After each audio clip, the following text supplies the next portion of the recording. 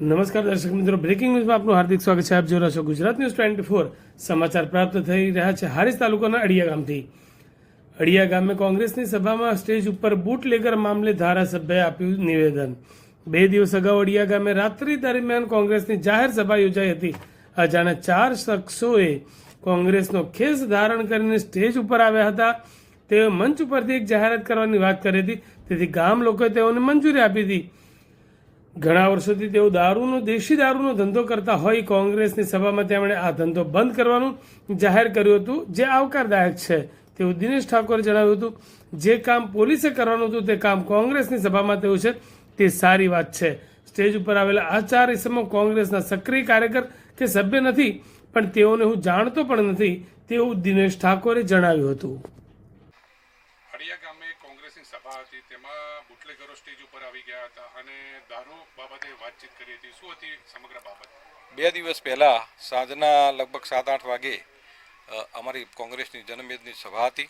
સભાની અંદર અમારા સ્ટેજ ઉપર 3-4 આગેવાનો બોલી રહ્યા પછી 4 લોકો જેને અમે ઓળખતા નથી, 4 લોકો કોંગ્રેસનો પટ્ટો પહેરી અને સ્ટેજ ઉપર આવ્યા. સ્ટેજ ઉપર આવી અને એવી વાત કરી કે ભાઈ અમારા ગામનું સારું થાય, ગામનું ભલું થાય, એના માટે એક જાહેરાત કરવી છે. અને જાહેરાત અમારા મનમાં એવું હશે કે કોંગ્રેસની કંઈક સારી વાત કરશે, પણ અમે આજ દિન સુધી એમને તો ઓળખતા નથી, પણ ફર્સ્ટ ટાઈમ એમને જોયા છે અને અમારા કોંગ્રેસના કોઈ સક્રિય કાર્યકર કે સભ્ય પણ નથી.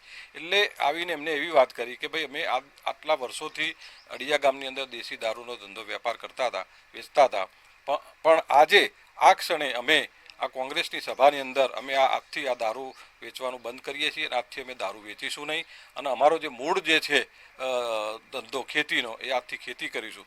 અચ્છા, બીજી વાત કે ધારો કે આવા સ્ટેજ ઉપર આવીને કોઈ બોલે તો અમે એને રોકી નથી શકતા, એટલા માટે કે જો કોઈ રોકન કોઈ આગેવાન દુઃખી થાય અથવા તો નારાજ થાય તો અમને નુકસાન થાય, એના હિસાબે અમે એ લોકોના ઉપર બોલવા દીધા છે. અને જે કામ ગુજરાત સરકારે કરવું જોઈએ, જે કામ પોલીસે કરવું જોઈએ, એ અમારી કોંગ્રેસની સભામાં થયું છે, એને હું આવકારું છું અને એમનું હૃદય પરિવર્તન થયું છે, એ પણ એને પણ આવકારું છું.